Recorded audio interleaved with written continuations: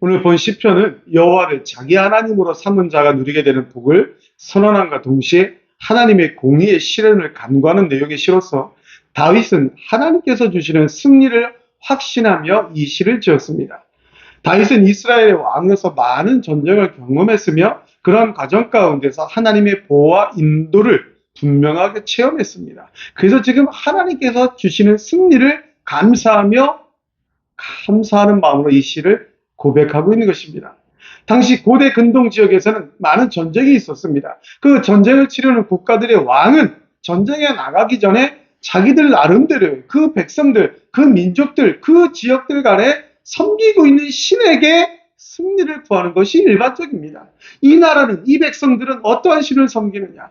태양신을 섬기든 달 신을 섬기든 무슨 동물을 섬기든 다 자기들이 섬기는 신이 있다는 것입니다.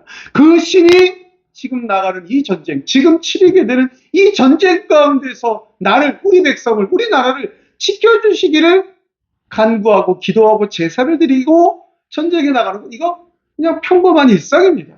그런데 그러한 시대적인 상황과 배경 가운데서 다윗은 자신을 보호해주고 자기 백성을 보호해주고 승리를 주실 분은 여호와 하나님 한 분뿐이다.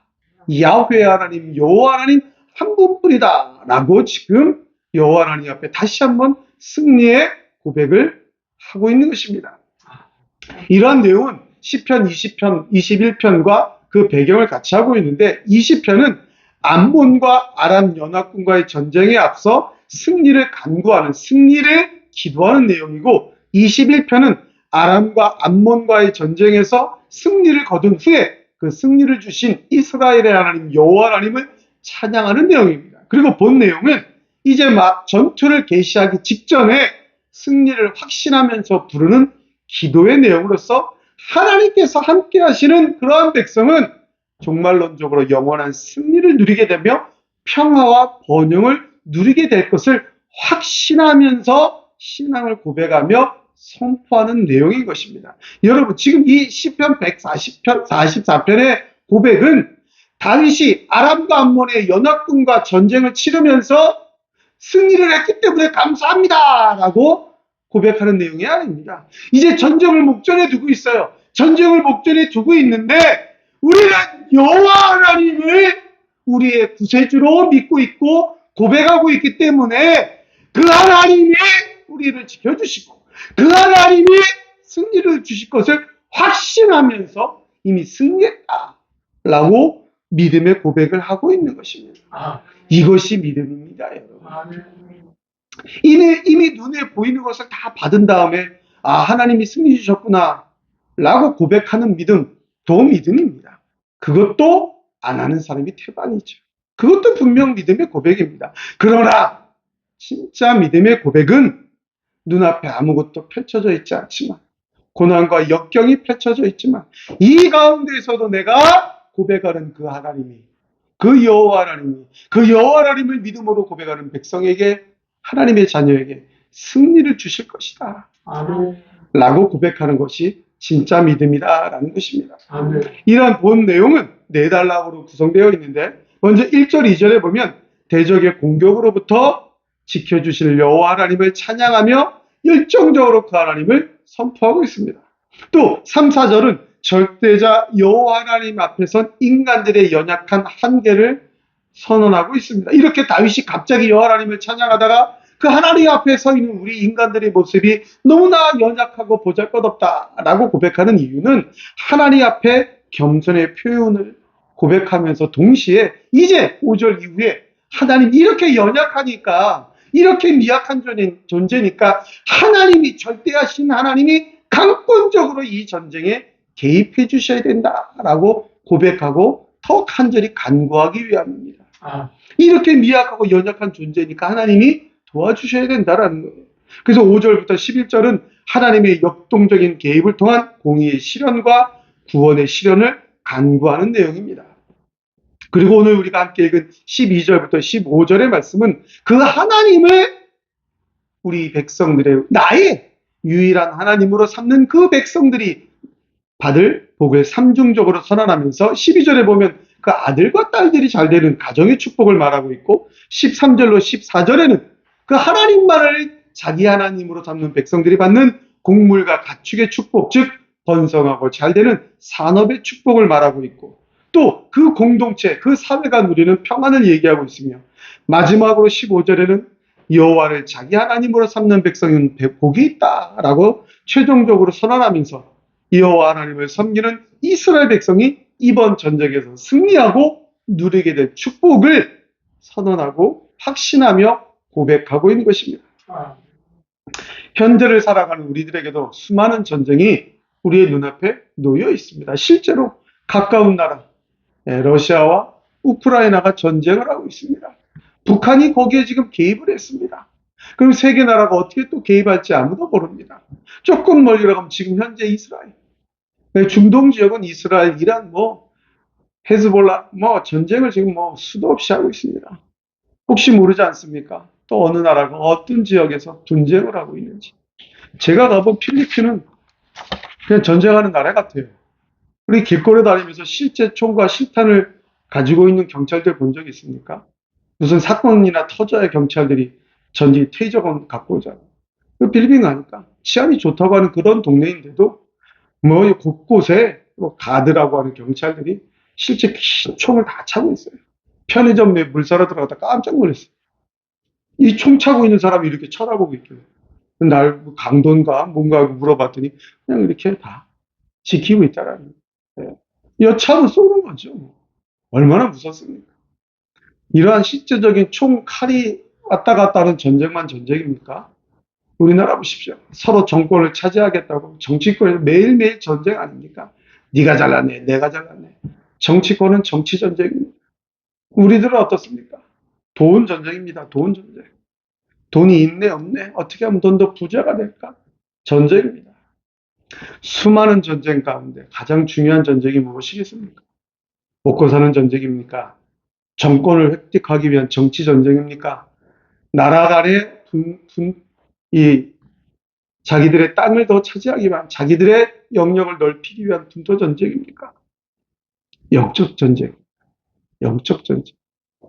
언제든지 우리 성도를 단 한 사람이라도 더 넘어뜨려서 삼키려고 우는 사자와 같이 달려든 이 사탄과의 영적 전쟁에서 승리가 가장 중요하다라는 것입니다. 사탄이 무엇으로 우리를 삼키려고 달려듭니까? 그냥 무서운 이빨 드러내고 달려듭니까? 예수 믿으면 죽인다고 총칼로 우리를 위협하며 달려듭니까? 아닙니다. 너무 좋은 곳으로 달려듭니다. 주일날 교회 가서 예배드리는 대신에 아주 좋은 여행, 아주 좋은 먹거리, 부자가 되는 방법, 돈 버는 방법, 이런 걸로 달려드는 거예요. 필리핀 여행을 가는데 비행기에 짐을 실어 보낼 때 15kg 정도 짐을 싸서 보낼 수가 있습니다. 그런데 11월, 12월 한시적으로 20kg로 그 키로수가 늘었어요. 왜 그랬냐? 골프 여행을 하도 많이 다니니까 골프채 좀 더 많이 싣고 가라고. 골프채 싣고 가는데 편안히 가라고. 비행기에 짐 실어 보내는 거예요. 키로수를 5kg 늘려줬어요.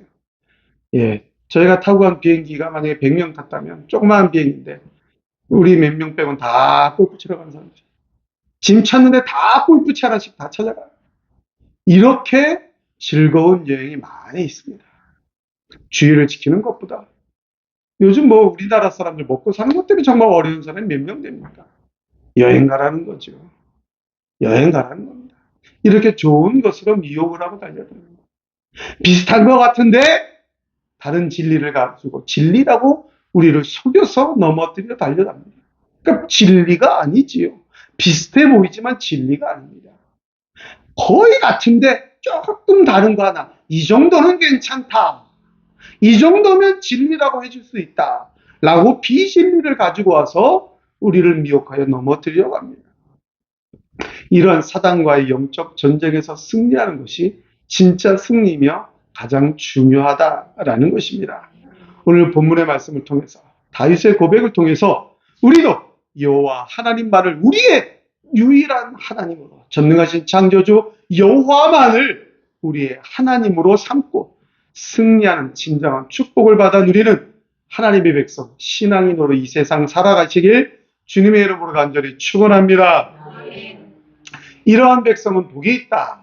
첫째로 우리의 자녀들이 형통하게 되는 복이 있습니다. 12절 말씀을 같이 한번 읽겠습니다. 12절입니다. 시작.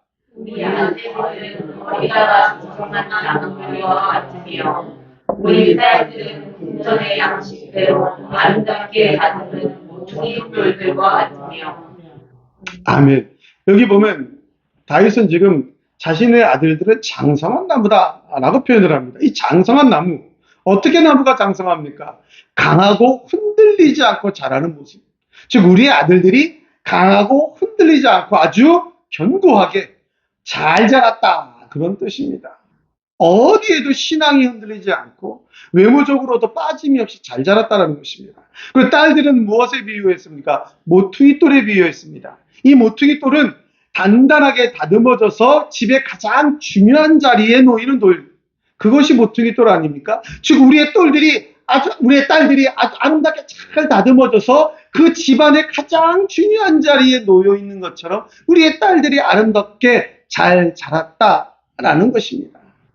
즉 견고하고 아름답게 강인하게 그 어떤 것에도 비유할 수 없게 우리의 아들 딸들이 잘 자랐다. 단순히 외적인 모습이 아니라 신앙적인 면, 인격적인 면에서 성숙하게 잘 자랐다 라고 지금 다윗은 표현하고 있는 것입니다. 이러한 표현을 가리켜서 칼빈은 이를 하나님의 축복으로 해석을 하면서 하나님께서 자녀들에게 주신 은혜가 그들을 흔들리지 않는 믿음과 강건한 성품을 갖춘 사람으로 성장시킨다, 이렇게 칼빈은 해석을 하였습니다. 여러분, 부모된 입장에서 자녀들이 잘 되는 것, 이거 정말 얼마나 큰 기도 제목입니까?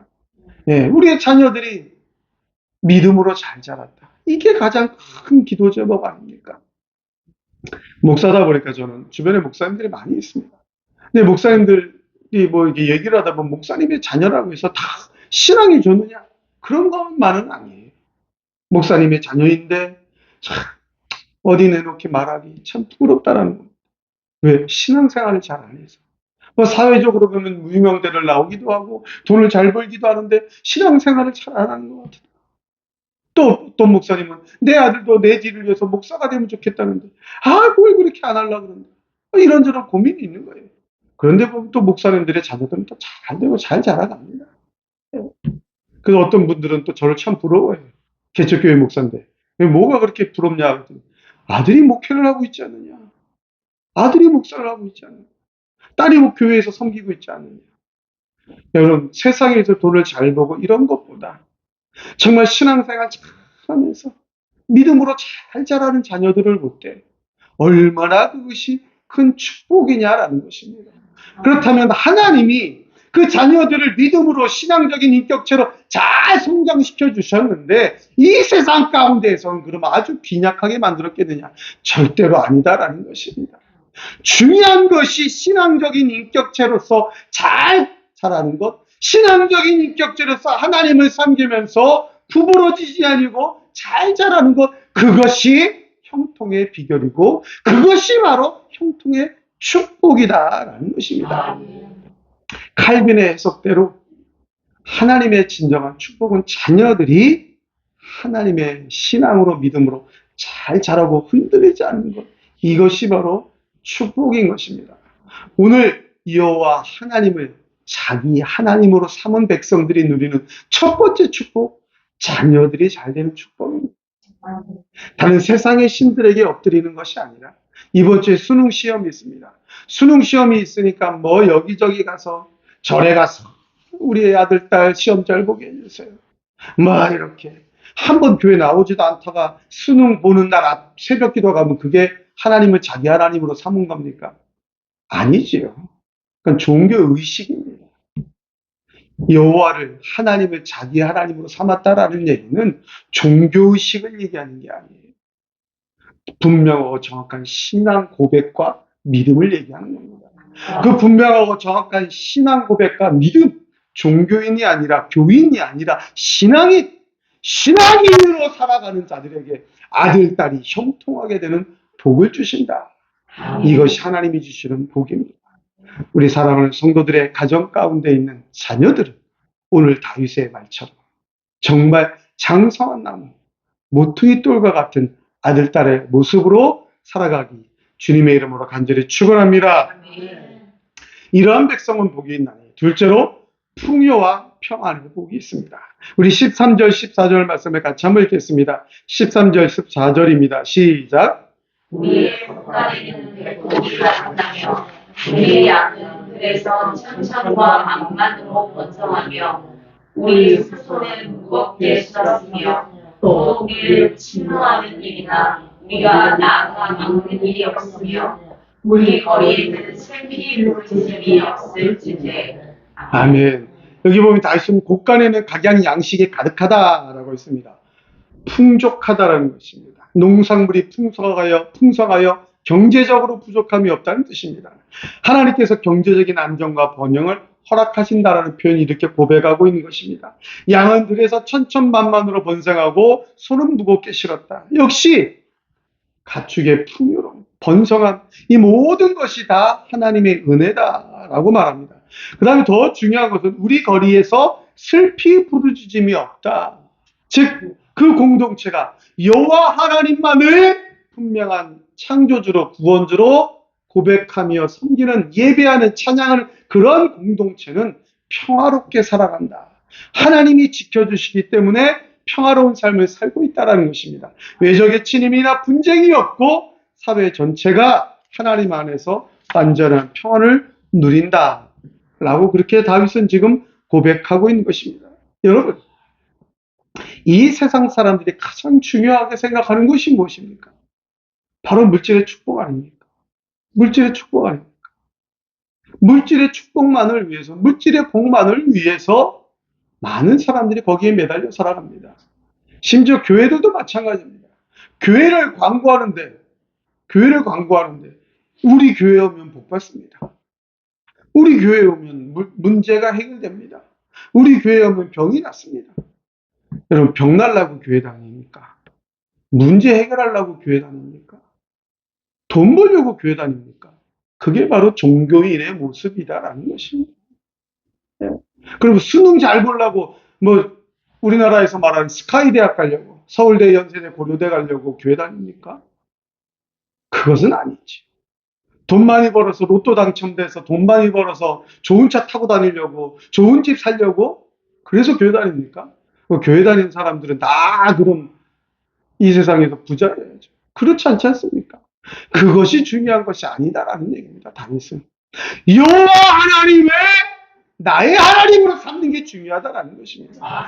여호와 하나님을 예배하는 게 중요하다라는 것입니다. 여호와 하나님이 창조주다라고 고백하는 게 중요한 것입니다. 여호와 하나님이 우리의 구세주다라고 고백하는 것이 중요한 것입니다. 하나님이 이 세상 천지 만물을 창조하시고 다스리시는 진짜 신이다 라고 고백할 때에 그렇게 분명하고 고백하게 하는 그 백성들에게 하나님이 하나님 섬기라고 물질을 주신다라는 거예요. 하나님 잘 섬기라고, 하나님 예배하라고, 하나님께만 제사하라고 하나님이 곡식의 풍성함을 주시며 가축의 풍성함을 주신다라는 것입니다. 하나님 잘 섬기라고 보호해 주신다. 그것이 바로 하나님의 백성들이 누리게 되는 축복이다라는 것입니다. 그래서 칼빈은 이 구절을 해석하면서 진정한 평화와 안전은 오직 하나님으로부터 온다라고 해석을 했습니다. 그리고 이러한 평화가 유지되기 위해서는 하나님께 대한 신뢰와 의지가 필수적이다. 이게 바로 칼빈의 해석입니다. 여러분, 맞습니다. 진정한 평화와 안전은 하나님으로부터 오는 것입니다. 하나님이 지켜주지 아니하면 안전은 없는 거예요. 대한민국이 왜 평화롭습니까? 대한민국이 왜 잘 살게 되었습니까? 정치인들 때문입니까? 정치인들 때문에 대한민국이 지금 망하게 생겼어요. 네, 여당이나 야당이나 할 것 없이. 새마을운동 때문에 잘 살게 되었습니까? 무엇 때문에 잘 살게 되었습니까? 민주항쟁 때문에 잘 살게 되었습니까? 무엇 때문에 잘 살게 되었습니까? 지금 대통령 때문에 잘 살게 되었습니까? 야당 때문에 잘 살게 되었습니까? 아닙니다. 아닙니다. 일본의 그 수많은 고문 앞에서도 신사참배에 굴하지 아니하고 옥에 갇혀 투옥되어서 죽음을 불사하면서 여호와 유일신앙을 고백한 우리 믿음의 선배들입니다. 아멘. 그 믿음의 선배들이 우리의 자녀들에게 여호와라는 신앙을 제대로 교육하였기 때문입니다. 전쟁이 났을 때에 전쟁 앞에 총칼 앞에 무너지지 말고 차라리 죽을지라도 신앙을 고백해라. 믿음을 지켜야 된다. 그것 때문에 우리나라가 잘 살게 된 것입니다. 1980년대 세계 선교를 향하여서 세계 어느 지역이라도 나가서 우리가 받은 그 복음의 축복을 전해야 된다. 깨어있는 신실한 한국의 교회들이 선교사를 파송하고 선교 지역으로 나가게 됐을 때 하나님이 우리나라를 지켜주신 것입니다. 하나님이 우리나라의 신앙인들을 지켜주시려고 이 나라를 지켜주신 거예요. 그러니까 여러분들 대한민국 사람들 우리 진짜 신앙인들한테 감사해야 되는 거예요. 우리 신앙인들이 기도하고 있기 때문에 지금 이 나라가 잘 사는 거예요. 뭐 어떤 분은 퀴어 축제하고 또 따라다니고 있고 할로윈 축제 따라하고 다니고 있고 동성애 좋다고 따라다니고 있고 동성애 찬성해야 된다고 어쩌고 저쩌고 하고 있고 그러다가 망하는 거예요. 소돔과 고모라가 그러다가 망했습니다. 그 번영된 나라가 지금 흔적도 찾아볼 수 없이 망해버린 거 아닙니까? 우리가 지켜야 될 건 무엇입니까? 여호와 하나님 신앙이에요. 동성애가 아닙니다. 여호와 하나님 신앙이에요. 우리 자녀들에게 무엇을 물려줘야 됩니까? 여호와 하나님 신앙이에요. 그것을 물려줄 때 우리 사회가 편안하고 슬피 부르짖음이 없고 번영한 축복을 누릴 수가 있는 것입니다. 우리 사랑하는 성도 여러분, 신앙인 된 여러분에게 우리 하나님이 주시는 풍요와 번영과 평안의 축복이 충만히 임하시니 주님의 이름으로 간절히 축원합니다. 이러한 백성은 복이 있나니 마지막으로 하나님 안에서 누리는 영원한 복이 있습니다. 우리 15절 말씀을 같이 한번 읽겠습니다. 15절입니다. 시작. 이러한 백성은 복이 있나니 여호와는 자기 하나님으로 삼는 백성은 복이 있다. 아멘. 오늘 다윗은 15절에서 모든 복의 근원이 하나님께 있음을 고백하는 것입니다. 하나님을 하나님으로 삼는, 자기 하나님으로 삼는 그러한 백성에게 진정한 복이 임한다라는 것입니다. 즉 세상의 기준이 아니라 하나님과의 관계에서만이 참된 만족과 기쁨이 있다는 것입니다. 모든 삶의 우선순위를 하나님께 두어야 한다라는 것입니다. 이러한 마지막 구절에서 다윗은 모든 평화와 번영을 누리는 백성의 궁극적인 복은 하나님을 그들의 하나님으로 섬기는 데 있다라고 선언한 것입니다. 칼빈은 이를 두고 하나님께서 백성들에게 주시는 최고의 복이다. 물질적인 번영과 사회의 안정 모든 것 다 중요한 건 맞지만 진짜 중요한 복, 진정한 복은 여호와 하나님을 나의 하나님, 자신의 하나님으로 섬기는 관계에 있다라고 그렇게 해석을 하였습니다. 즉 무슨 뜻입니까? 하나님과의 올바른 관계 형성이 진짜 축복이다라는 것입니다. 나와 하나님과의 관계가 어떠한 관계인가를 바로 깨닫고 그렇게 섬길 때 진짜 그것이 중요한 축복이다라는 것입니다. 즉 하나님을 어떻게 고백하느냐가 중요한 것입니다. 하나님을 어떻게 깨닫고 있느냐가 진짜 복이다라는 것입니다. 여러분들은 하나님을 어떻게 깨닫고 있습니까? 기도하면 복 주는 분이 하나님입니까? 우리 아들, 딸 수능 시험 잘 봐서 만점 받아서 서울대, 연대, 고대 중요한 좋은 데 가라고 가게 해주는 거, 그거 응답해 주는 것이 하나님입니까? 돈 벌게 해달라고 기도할 때 돈 잘 벌게 해주면 그때 하나님이 여호와 하나님이구나 라고 고백하는 거, 그것이 진짜 하나님과의 바른 관계입니까? 내가 몸이 아플 때, 불편할 때 건강하게 해달라고 기도할 때 그때에 들어주시는 분이 하나님이다 라고 관계를 맺는 게, 섬기는 게 중요한 겁니까? 여러분 아닙니다. 여러분, 하나님과 우리는 언약 관계입니다. 언약 관계, 약속의 관계입니다. 하나님이 아담과 하와를 처음 창조할 때 약속해 주셨어요. 하나님만 예배하라. 약속입니다. 그러면 모든 걸 주겠다. 그 에덴 동산에 만들어 놓은 모든 각양 좋은 거 다 주겠다. 그러나 약속. 하나님이 말씀을 지켜야 된다는 약속. 선악과는 먹지 마라. 약속. 약속입니다. 약속. 선악과가 무슨 능력이 있습니까? 선과 악을 알게 하는 나무예요. 뭐 다른 게 없어요. 그거 중요한 겁니다. 이걸 먹지 말아라는 게 중요한 거예요. 그게 하나님 말씀이니까 지키라는 거, 그것이 중요한 거예요. 아멘.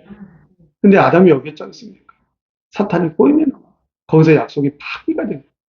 그러니까 모든 것 안 주시는 거예요.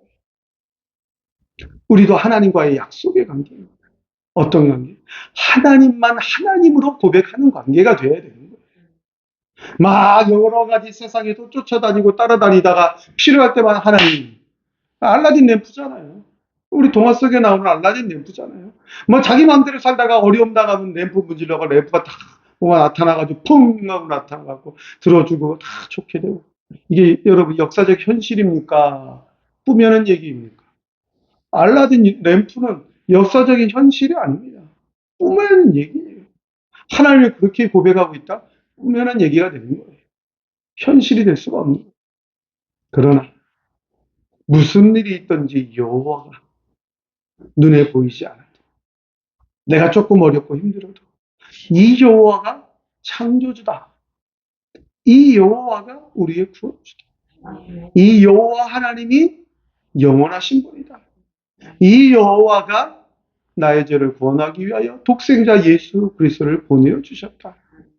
그 예수를 믿는 자가 구원받는다. 그 예수 그리스도가 이 세상에 재림하여 심판주로 오신다. 그때는 하나님만 알고 있기 때문에 아무도 모르기 때문에 그 예수를 그 하나님을 전해야 된다. 그렇게 고백하고 살아가. 이게 진짜 신앙입니다. 이 신앙을 고백하는 것이 진짜 복이다라는 것입니다. 이 신앙을 따르게 해석하는 것이 저주다라는 것입니다. 이 진리를, 이 말씀을 온전히 고백하고 믿고 순종하는 것이 진짜 복이다라는 것입니다. 이것을, 이 진리에 여러 가지를 더했다 뺐다 마음대로 해석하는 것이 저주인 것입니다. 여러분, 진짜 복의 본질이 무엇입니까? 눈앞에 보이는 물질적인 번영, 평화, 육신적인 건강, 이 모든 것 다 일시적인 것입니다. 그러나 하나님과의 올바른 관계, 분명하고 정확한 신앙 고백, 이것은 영원한 것입니다. 그래서 정확하게 고백하여 배워야 되는 것입니다.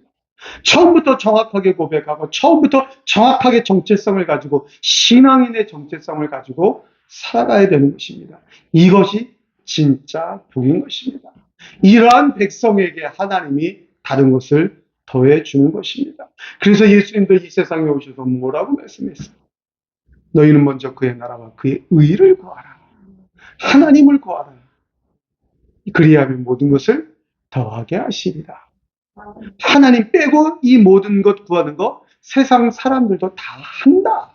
그러니까 너희들은 그것 구하지 말고 하나님을 구해라. 사랑하는 성도 여러분, 오늘 본문 말씀은 다윗이 하나님께서 주시는 참된 번영과 평화를 구하는 기도입니다. 단순히 세속적인 번영을 구하는 것이 아니라 하나님의 은혜와 보호 속에서 누리는 참된 축복을 강조하고 있는 것입니다. 우리가 살아가는 세상, 물질적인 풍요도 중요합니다. 사회적인 평안도 중요합니다. 육신의 건강도 중요합니다. 자녀들이 잘 되는 것도 중요한 것입니다. 그러나 가장 중요한 것은, 현대를 살아가는 우리들에게 가장 중요한 것은 여호와 절대 신앙입니다. 여호와 절대 신앙을 고백하는 자가 복이 있다. 여호와 절대 신앙을 고백하며 여호와 하나님과 나와의 관계를 바로 정립하여서 그 하나님과의 관계 속에서 하나님을 의지하며 하나님의 말씀을, 진리를 의지하며 살아가는 자, 그 신앙인에게 하나님이 다른 것을 더해 주시는 것입니다. 여호와 절대 신앙, 여호와 절대 신앙의 분명한 고백으로 살아가는 우리 사랑하는 성도님들에게 자녀들이 형통하게 되는 복, 육신의 건강의 복, 물질의 축복, 사회적인 평안, 이 모든 하나님께서 주시는 평안의 축복이 함께 하시기를 주님의 이름으로 간절히 축원합니다. 축원합니다.